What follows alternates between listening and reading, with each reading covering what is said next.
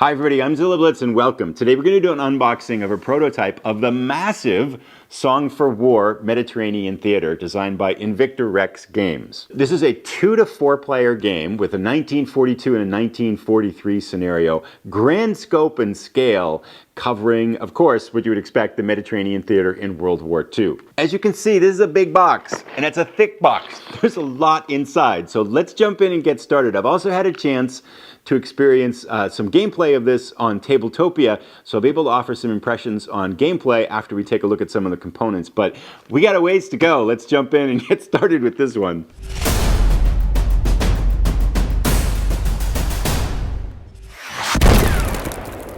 This box is so big it barely fits into the wide-angle view on my camera. A couple things before we dig in. First up, this is a prototype version of the game, so a number of things I know will be changing between this and the final production version, and there might be further changes that are still made. This will be going to Kickstarter in, I believe it's February 2023, but I'll put an informational link down below so you can keep up to date with the latest information on that. Let's flip this over and take a look at just some of the overall components and ideas from the back of the box here. So, a couple things. There's a 1943 campaign, 2 to 4 players, 1943 campaign that lasts 2 to 3 hours, 1942 campaign that lasts 4 to 7 hours. And I played this on Tabletopia now, played the 1943 campaign and a learning game at the same time. It took about 4. So I think that 2 to 3 hours, especially if you're playing on a game board where it's going to be faster, and once you know the rules and stuff like that, those timelines feel pretty good. I think that the other thing to mention is there are victory conditions where the game can end sooner. So the 1943 campaign is 4 turns, but if either side meets their victory conditions before that, then it's game over, and that could be a little bit shorter as well. And then you have the 1942 campaign, 4 to 7 hours, which is a 6-turn campaign game lasting kind of a bigger scope, just starting earlier in the war. I will say too, it's listed here, 2 to 4 players. There's only one mechanic I think that would be easily left out if you're playing solitaire, but there is no solitaire bot, so I think this will work very well for solitaire. You'd just be playing all the sides and kind of making decisions for all the sides and probably leaving out the hidden fleet mechanic, which is a cool mechanic, but it's not going to detract, it's not going to make the game unplayable in a solitaire format. So enough of that, let's jump in and get started. Oh, this is a big box, and it's a heavy box, and there's lots of stuff in it. It's Christmas inside a box here. So we'll put that cover away here. Now, let's start out. We've got the rules. Now, these are very much just a draft version of the rules, and they're under a do not distribute. So I'm not going to show too much of them here, just that there's 26 pages, and you get a rough idea of how much text there is here. And I think if I were to judge this game on complexity, I would give it a clear 3 out of 10. There's a couple of mechanics to learn, movements relatively straightforward and things like that. There are a number of specialties as we start to take a look at the units. There's a couple of unique mechanics and sequence of play and things like that. I think the biggest lift in this is kind of understanding the specialties of each unit and some of the kind of the nuances of declaring combat and things like that. But a 3 out of 10, I think you can learn this and get up to speed in this game in probably an hour or less, especially if you have someone kind of teaching you or using kind of video help online. So not a heavy lift in terms of complexity. And now we've got 4 player aids. So again, we have 4 players. Germany and Italy pair up against United States and Britain, and those are our, if you play in a 4-player game, each player is going to take one of these sides. If you're playing 2-player, you can do each player is going to take, one player take the Axis, one player take the Allies, and you could do 3-player very easily too. One player could take Germany and Italy, the other players could split Britain and the United States, and if you're solitaire, of course, you're going to just do all of them. Now, these player aids, I think they're going to be, in the final version, they're going to be on a much thicker cardstock. This is the thin cardstock right now. And on one side, we have this, by the way, this player, just having played a game now on Tabletopia, this was the only thing I needed to refer to. I didn't have to go into the rules at all. This is a really brilliant player aid that when you look at both sides, so here's the starting situation here, but you've got the order of play, you've got the unique unit abilities, and this is kind of that memory lift in here. Each one of the units in the game, as we'll take a look at them in a moment here, has kind of unique capacities, which really makes for an interesting blend of who's going to attack and how you're going to use these units and the capacities and capabilities of the units. And when you blend that in with this unique sequence of play, which I want to talk a little bit about now, you get kind of the idea of the variety and the creativity behind the gameplay.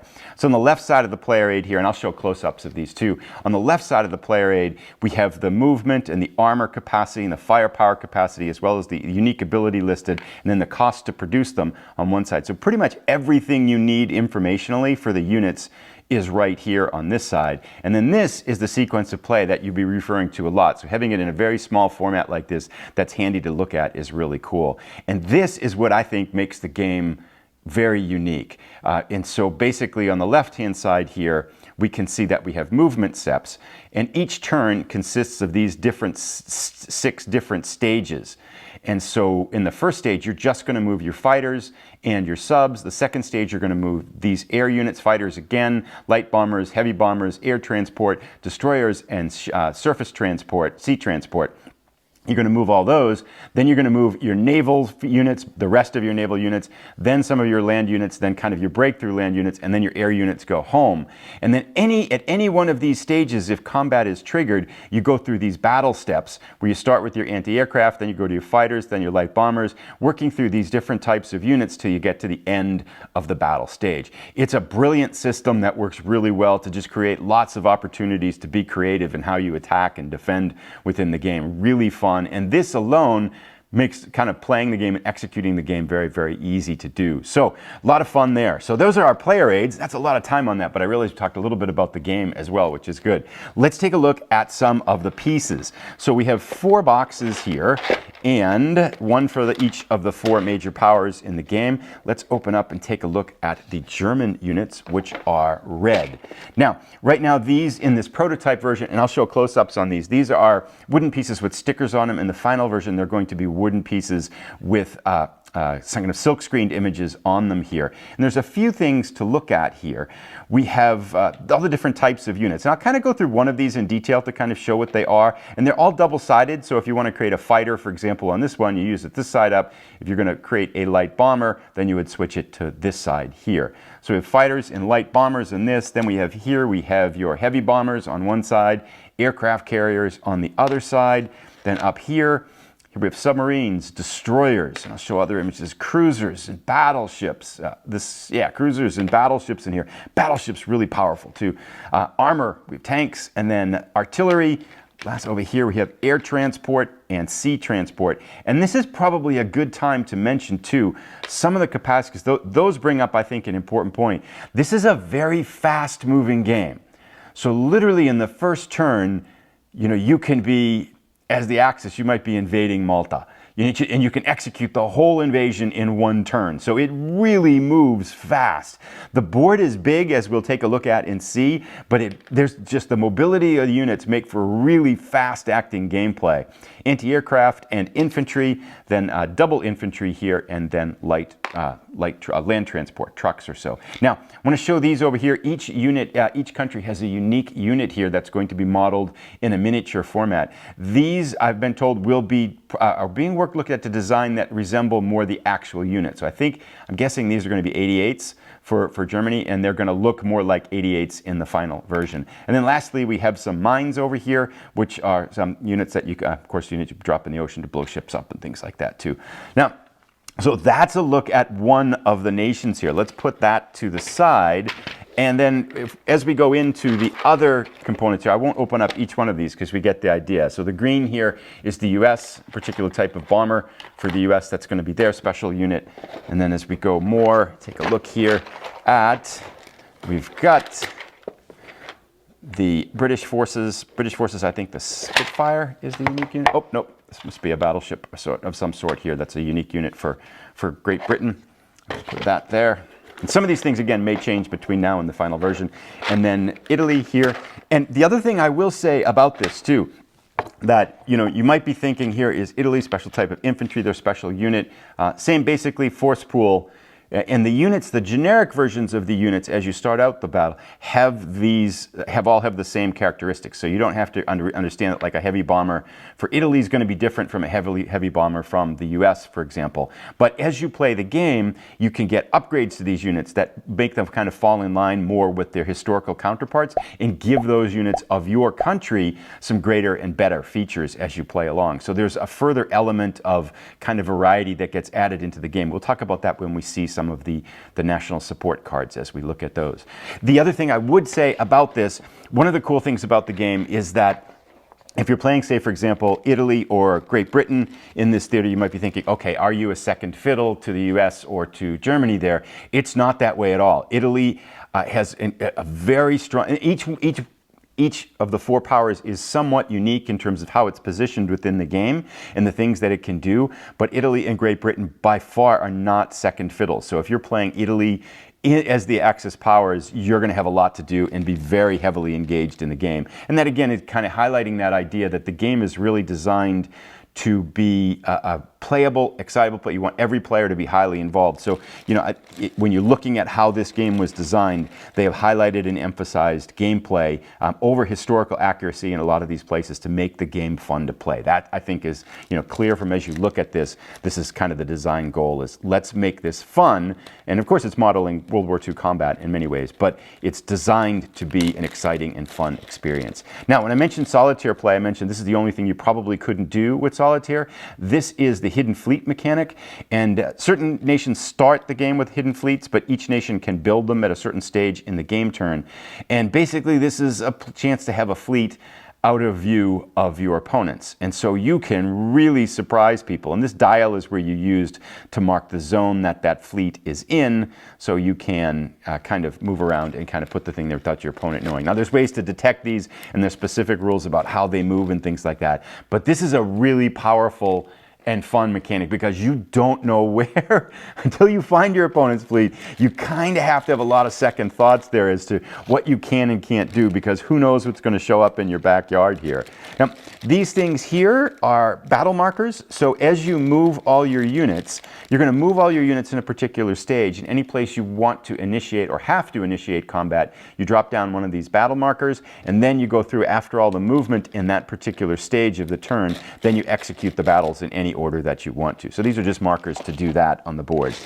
Lots of dice, and the dice highlight another mechanic. I guess I can leave these in the bag here. We've got red, yellow, and blue. And each unit in the game has a capacity of firepower. So blue is the lightest firepower, and blue units can hit blue units, basically. Yellow units can hit yellow and blue, and red, the strongest, which for example would be battleship firepower, can hit yellow, blue, or red as well. And there's further kind of limitations by whether it's an air unit, a sea unit, or a ground unit.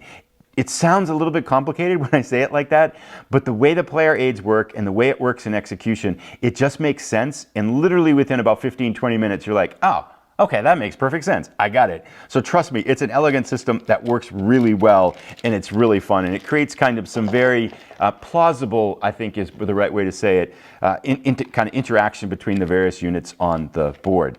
Okay, so this is a stage marker, and I know that these are going to be, as well as these are acrylic right now, and I think in the final version, one of the changes these are going to be a card stock, probably for production costs and things like that. Likewise, these are the possession markers, and as we take a look at the board shortly, we'll see basically what you're trying to do is to gain control over these particular strongholds, particular areas. There's airfields, there are some defensive lines, and then you've got your major kind of metropolitan areas or bases and things like that. Tunis, for example, Gibraltar. And each one is worth a certain amount of victory points, which we see off on the left. So both sides trying to capture the required number of victory points to gain them victory. And then down here we can see the capacity. So Gibraltar can produce 14 land unit points cost, 7 naval, and 14 air. So you've got different capacities that you use in the production stage of the game.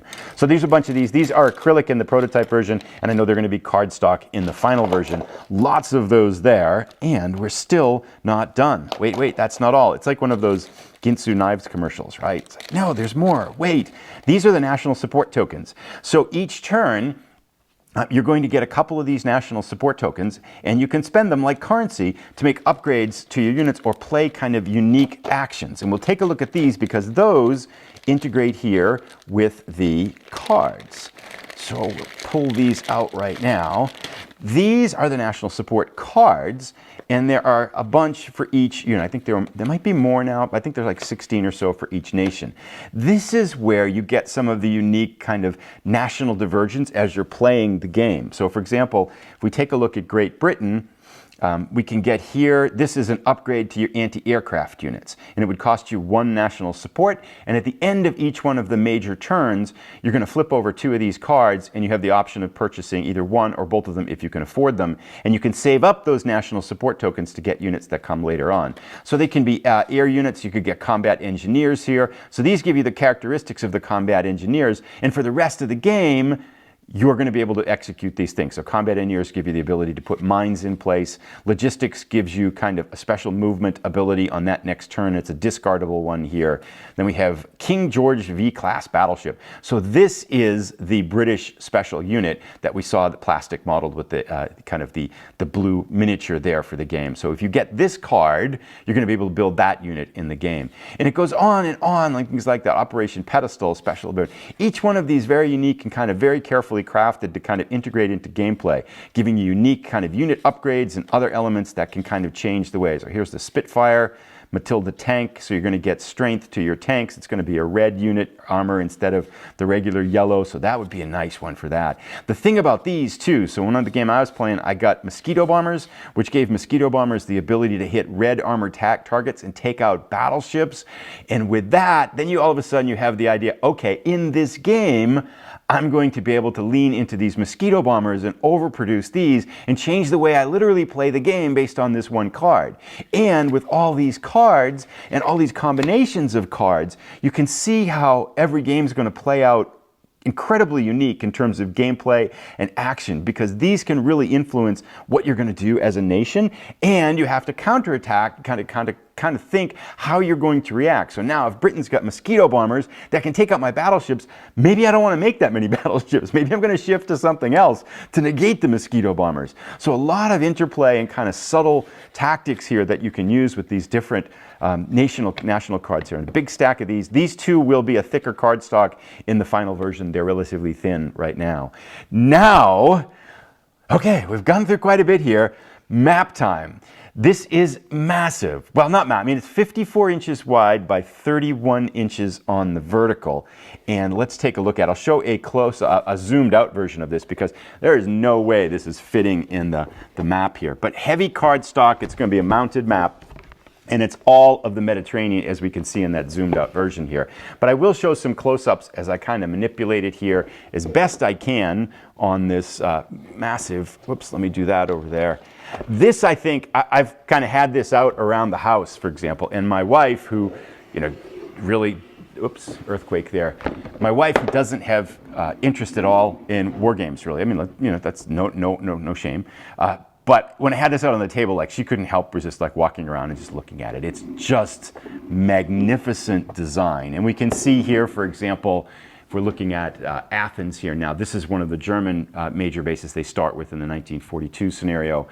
This is an air base here. And so you're kind of moving these pieces along these different zones, trying to get at these different areas and trying to launch operations. And the way the sequence of play works makes it really kind of elegant for either air operations to take Crete, naval operations, invasions, things like that. The sequence works really well to kind of lend it to a combined arms type of action. You really have to integrate your sea, air, and land assets in order to be able to do well. If you lean too heavily on one, you're going to get exposed and you're going to get wiped out. So just a ton of different kind of ways you can kind of move and act. And the other thing I want to kind of just talk a little bit about this too is that the way the board works is, you know, you might have air transport units that move 7. So you literally can cover a lot of ground with the idea, again, that each turn, you know, there's what, 4 turns modeled in the 1943 scenario. So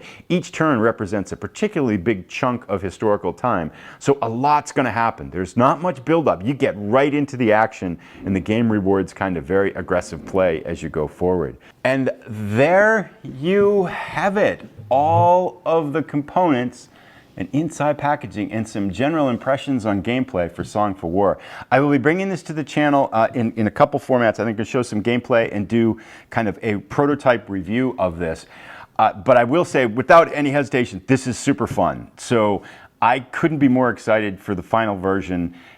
I've had a great time playing this with the understanding, right? This is a game that it's a very hypothetical based game. It's designed to get at gameplay with a level of kind of moderate to light complexity that I think is, you know, well beyond something like an Axis and Allies or a Memoir 44. This is much deeper and much richer in terms of looking for something more involved than that. It plays its own unique way. The sequence of play, the way the units integrate, the way the armor capacities work for all the units, it's just fun to play. So I am really looking forward to kind of seeing how this progresses through its Kickstarter as it moves into its final version here too.